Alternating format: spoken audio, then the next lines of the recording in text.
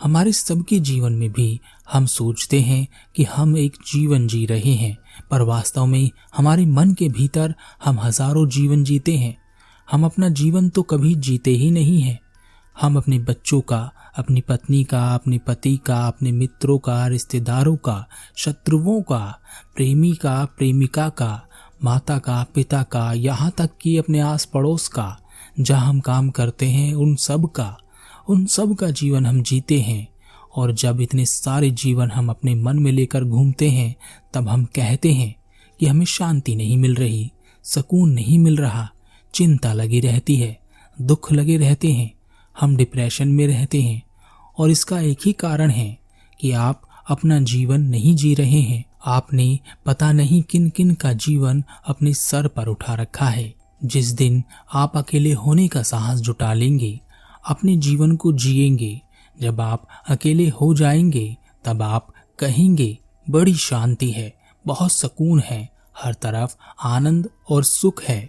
धरती पर चलने का भी सुख है, भोजन करने और भूखे रहने का भी सुख है, किसी की मदद करने में भी सुख है, किसी से मिलने में भी आनंद है और किसी से बिछड़ने में भी आनंद। पर यह सब तभी होता है जब आप अकेले हो जाते हैं। कभी आपने अपने जीवन को देखा है? वह जीवन नहीं है, वह जिम्मेदारियों का एक बोझ है। जबकि जो अकेला है उसकी तो जिम्मेदारी उठाने में भी आनंद है, वह खुश है उस जिम्मेदारी में। पर क्या आप हैं? जब भी आप पर कोई जिम्मेदारी पड़ती है, आप दुख में, चिंता में, डिप्रेशन में आ जाते हैं।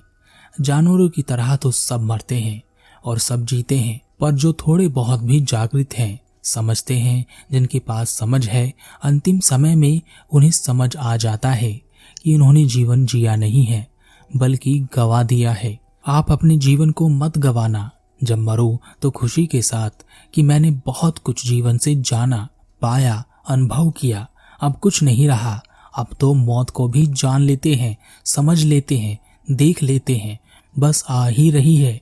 जैसे एक दूल्हा या एक दुल्हन अपनी दुल्हन या दूल्हे के इंतजार में रहता है। आपका इंतजार भी ऐसा ही होना चाहिए, ना कि ऐसा जैसे किसी व्यक्ति को जल्लाद फांसी पर लटकाने ले जा रहा हो और वह चीख रहा हो, चिल्ला रहा हो कि अभी तो यह रह गया, अभी तो वह नहीं आया, अभी तो कुछ हुआ ही नहीं, छोड़ दो, बचा लो।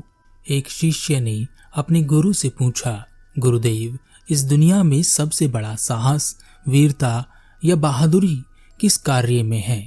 ऐसा क्या है जिसे करके कहा जा सके कि इस व्यक्ति ने दुनिया का सबसे साहसपूर्ण कार्य किया है? गुरु हंसे और उन्होंने कहा, दुनिया का सबसे साहसपूर्ण कार्य एक ऐसा कार्य है जो बहुत ही साधारण सा है और हर कोई करना चाहता है, पर किसी से होता नहीं है। अगर कोई उसे कर सके तो उससे साहसी इस दुनिया में कोई भी नहीं है। शिष्य ने कहा, और वह कार्य क्या है गुरुदेव? क्या दुनिया को जीतना, या अपना बलिदान देना, या अपनी संपत्ति दान में देना, या अपनी जान किसी के लिए निछावर कर देना? इनमें से कौन सा कार्य है जो दुनिया का सबसे साहसपूर्ण कार्य है? गुरु ने कहा, बस एक ही कार्य है और वह है अकेले हो जाना। शिष्य ने कहा, यह कौन सा साहसपूर्ण कार्य है? अकेले तो कोई भी हो सकता है और सभी अकेले होने की ही कोशिश में लगे रहते हैं। यहाँ जिसे देखो सब एक दूसरे से भाग रहे हैं। कोई किसी से नफरत करता है तो कोई किसी को छोड़ देना चाहता है। किसी से बात करो तो पता चलता है कि वह कितना अकेला है। इस प्रकार तो सारी दुनिया ही साहसी कहलाएगी, क्योंकि सभी तो यहाँ अकेले हैं। गुरु ने कहा, सभी की बात छोड़ो, क्या तुम अकेले हो? शिष्य ने कहा, हाँ, मैं बिल्कुल अकेला हूँ। कौन है मेरे पास? अपना परिवार मैंने छोड़ दिया, अपने मित्र, शत्रु सभी को मैंने छोड़ दिया और अब मैं यहाँ बिल्कुल अकेला ही तो हूँ। गुरु ने कहा, इसे अकेला होना नहीं कहते। क्या तुम्हें अपने परिवार की, अपने मित्रों की, अपने रिश्तेदारों की और अपने शत्रुओं की याद नहीं आती?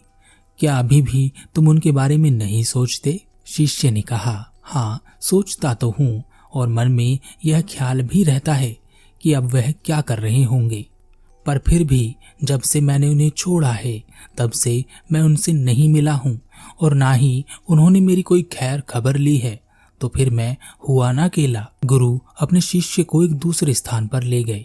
वहां पर सब नए लोग थे, अनजान लोग थे।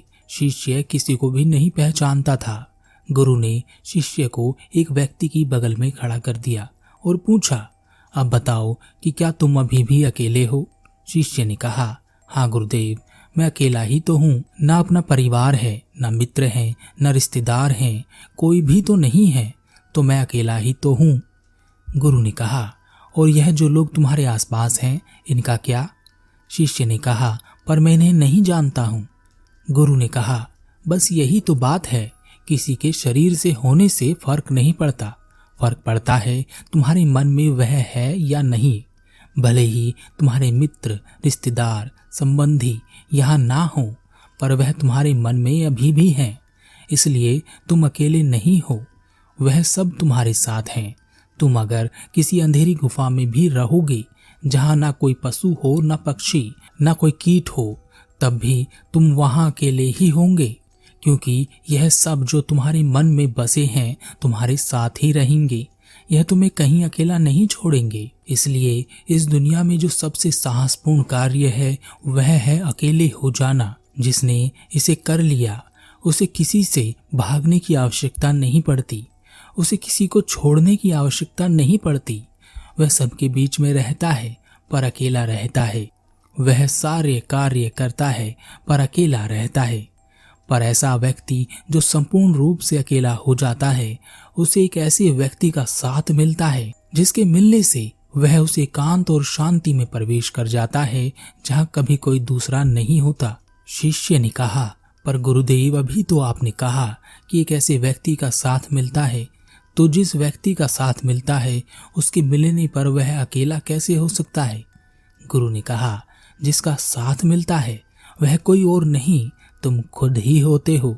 तुम्हें तुम्हारा ही साथ मिलता है, और जब तुम अपना साथ पकड़ लेते हो तो किसी दूसरे की साथ की आवश्यकता होती ही नहीं है। और जहाँ दूसरा नहीं होता वहाँ पहला भी समाप्त हो जाता है, और जहाँ पहला समाप्त हो जाता है वहाँ शांति और एकांत के अलावा कुछ नहीं होता। और जहाँ यह स्थिति होती है वहाँ सब कुछ होता है, आनंद होता है। शिष्य को गुरु की बात बहुत अच्छी लगी और उसने तुरंत निर्णय किया कि वह अकेला होकर ही रहेगा। इसके लिए उसने गुरु से आज्ञा ली और वह एक लंबी यात्रा पर निकल गया। जब तक कि वह अकेला नहीं हो जाता वह वापस नहीं आएगा। बहुत लंबी यात्रा करने के बाद, अलग अलग गुरुओं से मिलने के बाद, 3 वर्ष बाद जब वह संपूर्ण रूप से अकेला हो गया, वह वापस अपने गुरु के पास लौटा और उसने गुरु को प्रणाम कर कहा, गुरुदेव, आपने सच कहा था।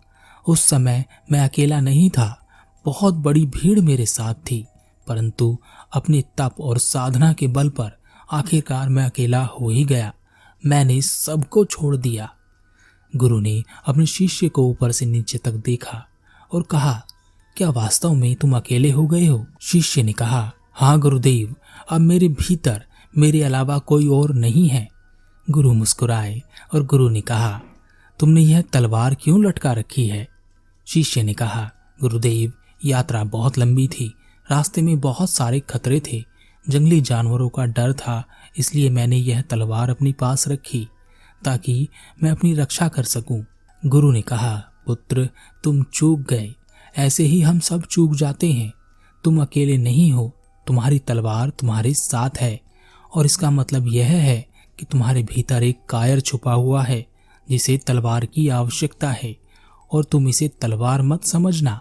यह तुम्हारा डर है, और तुम्हारे भीतर के डर के अलावा भी तुम्हारे भीतर बहुत कुछ है।